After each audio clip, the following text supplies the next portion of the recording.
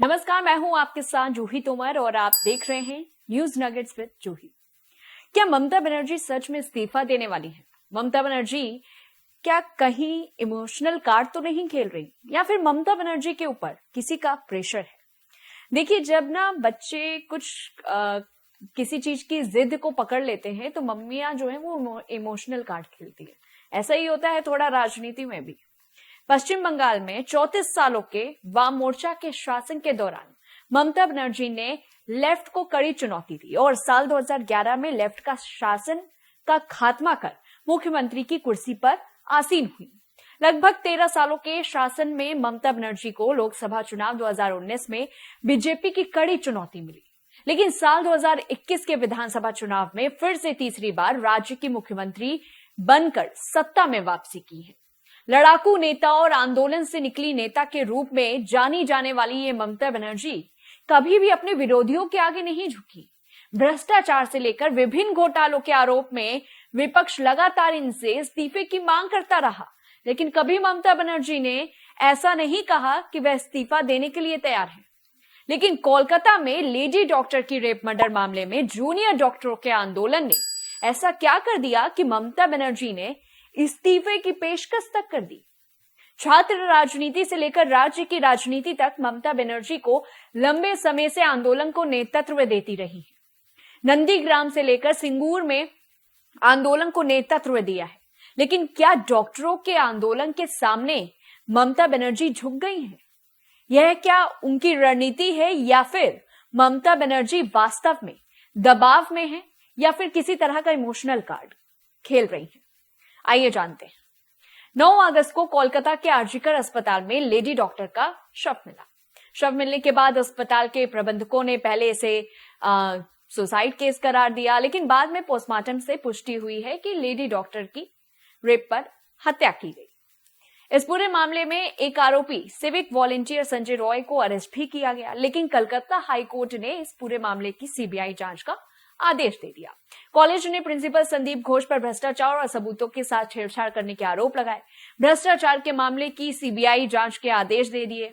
ED भी आरजीकर में वित्तीय अनियमितता की जांच शुरू की, लेकिन न्याय की मांग पर पूरे देश में आंदोलन जारी है। कोलकाता सहित पूरे देश में रिक्लेम द नाइट से लेकर लाइट बंद कर रात को आंदोलन हुए। आरजीकर के जूनियर डॉक्टर्स लगातार हड़ताल कर रहे हैं। हालांकि सुप्रीम कोर्ट ने अपने आदेश में डॉक्टरों को ज्वाइन करने की हिदायत दी है, लेकिन सुप्रीम कोर्ट के निर्देश के बावजूद जूनियर डॉक्टर्स स्वास्थ्य भवन के सामने धरना और प्रदर्शन कर रहे हैं। लगातार मेडिकल कॉलेज में सेवाएं बाधित हो रही हैं। ममता बनर्जी ने दावा किया है कि इलाज के अभाव में 27 रोगियों की मौत हो चुकी है, और इस परिप्रेक्ष्य में राज्य सरकार ने आंदोलनरत डॉक्टरों से बातचीत का आह्वान किया। मुख्य सचिव मनोज पंत ने डॉक्टरों को बातचीत के लिए आमंत्रित किया, लेकिन 3 दिनों तक आमंत्रण का दौर चला और अंततः डॉक्टर राज्य सचिवालय न बन आए भी, लेकिन बातचीत नहीं हो सकी। विवाद बातचीत की लाइव स्ट्रीम को लेकर हुई, क्योंकि डॉक्टरों का कहना है कि भाई जो बातचीत होगी वो लाइव स्ट्रीम होगी, और वहीं ममता बनर्जी ने साफ इस बात से इनकार किया है। ममता बनर्जी इस चीज के लिए तैयार ही नहीं है, और ना ही ममता बनर्जी इस चीज को लेकर के आगे के लिए स्टेप उठा रही है। तो डॉक्टरों ने साफ साफ मना कर दिया कि अगर आपको जो भी बातचीत करनी है वो लाइव स्ट्रीम में करें, लेकिन ममता बनर्जी की सरकार ने अस्वीकार कर दिया।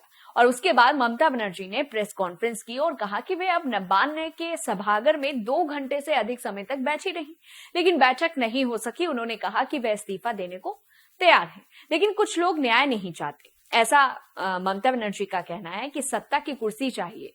मेरा बहुत अपमान हुआ है, मेरी सरकार का अपमान किया गया है, अब मैं इनके साथ बैठक नहीं करूंगी। यदि बैठक होगी तो डीजी और मुख्य सचिव बैठक करेंगे।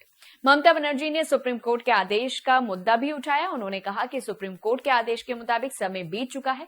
जहां तक मुझे पता है, सुप्रीम कोर्ट ने कहा है कि वे राज्य को कार्रवाई करने से नहीं रोकेंगे, लेकिन मैं कुछ नहीं करूंगी। कई लोगों को इलाज नहीं मिल रहा है, 27 लोगों की मौत हो चुकी है, 7 लाख लोग वंचित हैं। मेरा दिल रो रहा है कि वे छोटे हैं, मैं उन्हें क्षमा करती हूँ।